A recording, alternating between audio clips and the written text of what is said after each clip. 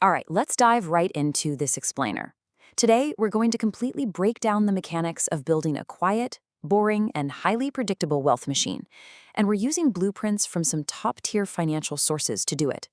Listen, we're going to bypass all that flashy get-rich-quick noise you see everywhere online. Instead, we're focusing purely on the unwritten rules and the hard mathematical systems that actually create lasting financial freedom. There is a core truth to building this machine, and it's this. True wealth is largely invisible. It is rarely about the flashy things you can actually see with your eyes.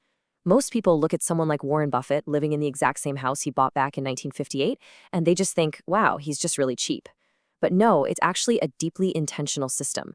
The house was literally never the point. The point was the compounding rate of the capital he didn't blow on upgrading his lifestyle. The money he didn't trap in a massive bloated mortgage was left free to compound at roughly 20% annually for decades. That is the secret. So, we're going to construct this wealth machine in 4 logical phases. First, the quiet wealth mindset. Second, maximizing the spread. Third, choosing your investment engine. And finally, we'll hit the compounding inflection point. Let's get right to it. Phase 1, the quiet wealth mindset, where we rewire your brain for invisible wealth. The absolute crucial takeaway here is understanding that old money and highly disciplined cultures operate on entirely different unwritten rules than the general public. There's a massive, fundamental difference between buying things that simply make you look rich versus buying assets that actually build invisible generational wealth. Think about consumptive assets for a second. Things like luxury cars or designer watches. Sure, they generate a great feeling and they signal status, but at the end of the day, they are financial drains. On the flip side, you have productive assets. We're talking index funds, rental properties, or equity in boring everyday businesses. Picture a guy who owns a commercial cup holder manufacturing company and quietly makes $40 million a year without anyone ever knowing his name. Mixing up these two categories, confusing consumptive assets with productive ones, is the #1 way wealth just vanishes. We can pair that productive mindset with a brilliant Japanese cultural rule called mitate. Mitate basically asks you to look at a tool you already own and find 12 different uses for it before you even think about opening your wallet.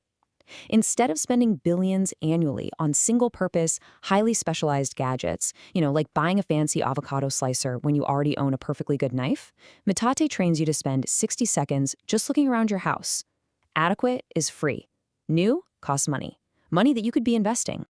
It's wild to contrast that American instinct to buy an expensive, specialized solution for every minor inconvenience. You know exactly what I mean, having 3 different strollers in the garage just for different types of sidewalks. Contrast that with Japanese restraint.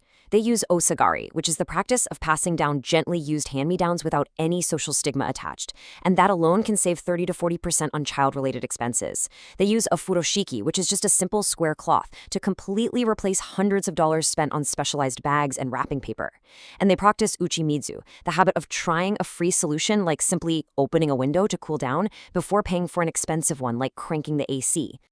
And this naturally brings us to another Japanese concept called Giri, where debt is viewed not as some casual monthly payment, but as a heavy moral weight. It's a burden on your character. Here in America, we completely casualize debt, right? We talk about our car payments the same way we talk about the weather. But Giri teaches that owing money means you actually took something you haven't earned yet. Adopting this psychology is what prevents that disastrous habit of financing a lifestyle you can't actually afford. Moving right along to phase 2, maximizing the spread.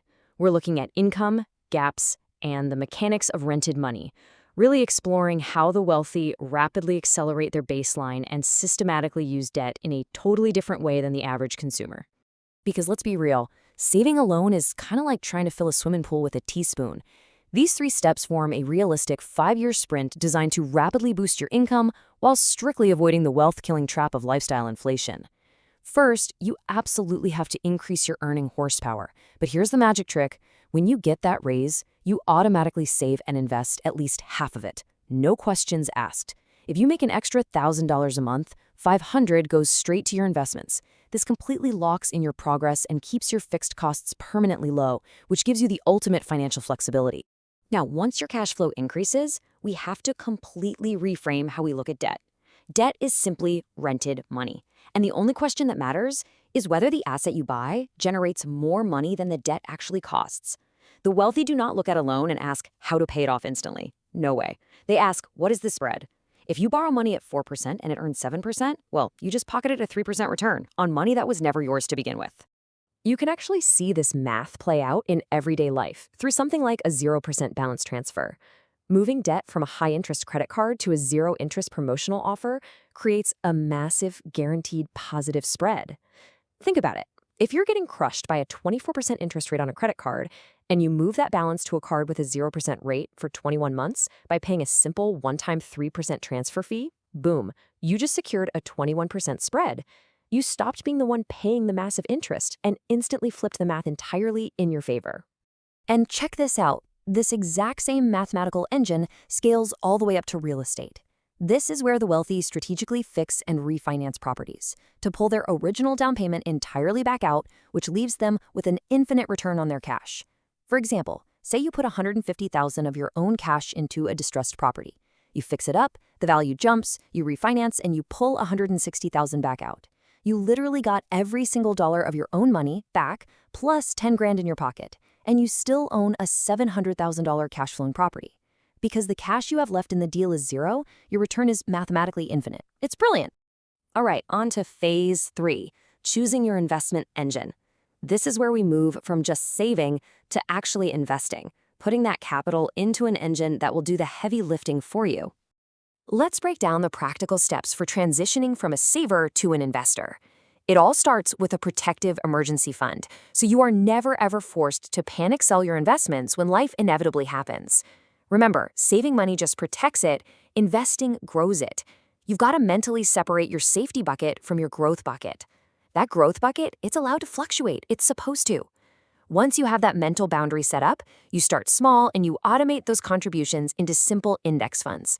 It really doesn't have to be complicated to be incredibly effective.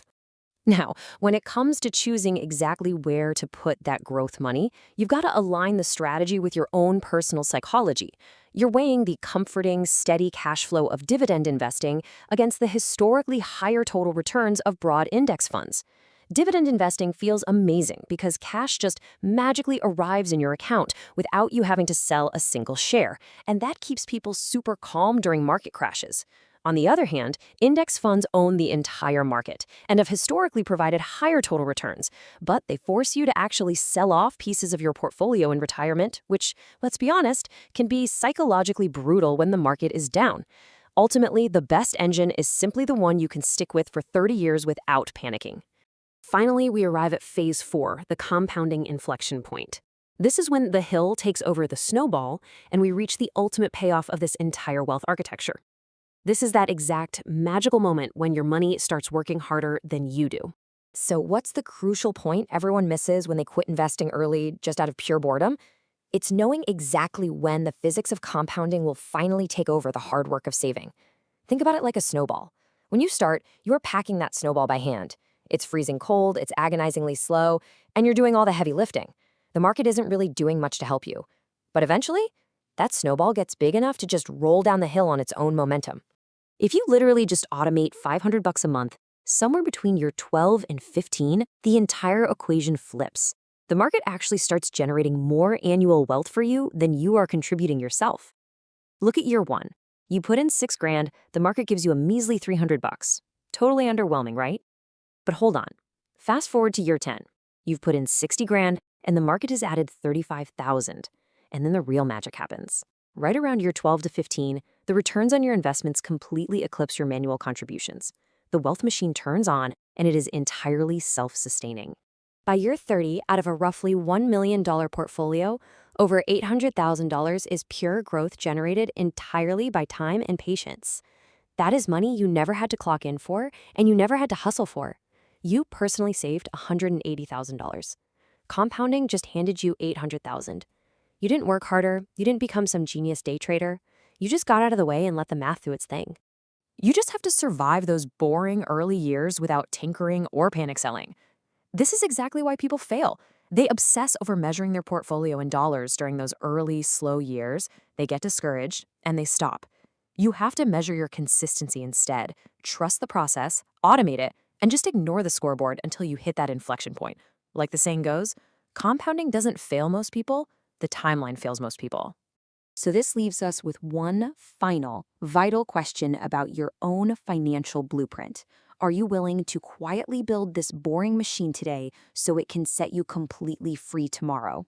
Because honestly, the time is going to pass anyway. You can either choose the excitement of looking wealthy right now, or you can have the patience to actually be wealthy later. The architecture is sitting right in front of you. The only question left is, what are you going to build with it?